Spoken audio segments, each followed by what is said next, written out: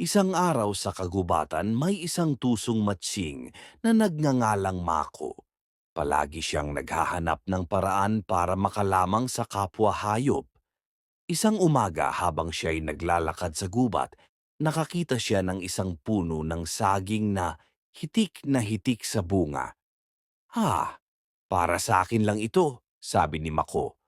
Ngunit habang paakyat siya sa puno, nakita niya si Kuneho na gutom na gutom. Sakto, kailangan ko ng kaibigan para sa plano ko, bulong ni Mako sa sarili. Nilapitan niya si Kuneho at nagsabi, Kaibigan, tutulungan mo ba akong anihin ang mga saging? Hahatiin natin ito ng patas.